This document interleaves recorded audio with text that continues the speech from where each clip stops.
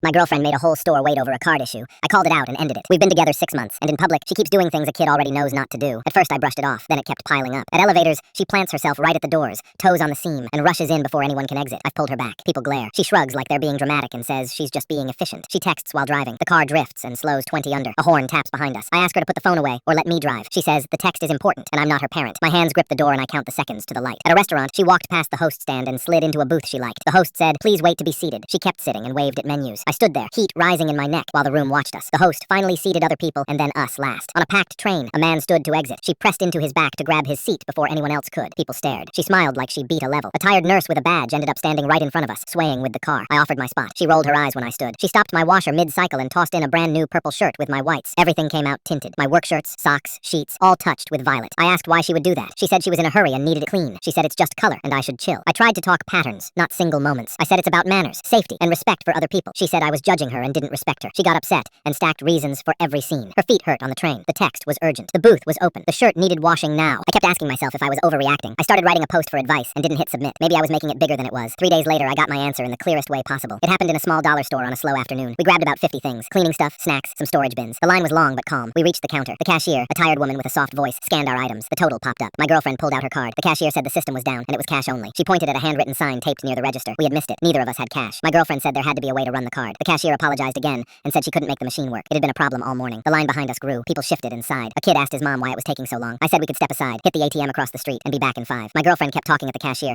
like she could fix the equipment if she explained hard enough. She tried the card slot twice while the cashier said it wouldn't help. She leaned over the counter to stare at the screen. I could feel eyes on my neck. I said, "Let's just go get cash. It's not a big deal." After another minute, she agreed, but then told the cashier to leave everything scanned and ready. The cashier said she couldn't hold the line. She had to help the next person. My girlfriend glanced at the line and said, "They can wait a bit longer." Then she walked out without another word. The cashier looked at me, unsure. I said it was fine. Please cancel our items and help the next person. We stepped aside. As each person paid, I said sorry, one by one. Most nodded. A few looked more tired than mad. The cashier's hands shook as she voided the order. I moved the cart out of the lane and stood by the door, face hot, ears ringing. The store hummed with beeps and low chatter. 5 minutes passed. 7, 10. I looked out the window and saw a bright sun on the sidewalk. She came back holding cash in one hand and a large frozen drink in the other. She took a long sip, saw the counter, and froze. The items were gone from the screen. The cashier had started fresh with someone else. She snapped. She said we had to start over. She said the store should have held our stuff. She said she would call corporate and go on social media. Her voice was loud and sharp. A few phones came out. The cashier tried to explain again. Her voice wobbled. The whole line stalled to listen. Something in me let go. I said, "This isn't about a machine." I said, "You cut lines, you grab seats, you text while driving, you ruin other people's things, and you act like the world is in your way." I kept my tone level at first because my hands were shaking. She tried to talk over me. I raised my voice. I said, "You're being selfish, and it isn't new." The store went quiet, like a switch flipped. The cashier flinched and stepped back. I set our basket down slowly and felt the weight lift just enough to speak the last thing I needed to say. "This isn't working. I'm done." I walked out into the bright heat and the bell on the door chimed behind me. I heard my name once, sharp and small, somewhere in the noise of the street. My phone started to buzz in my pocket. I kept walking. Now our friends are saying I'm cruel for walking out at checkout. Was I wrong?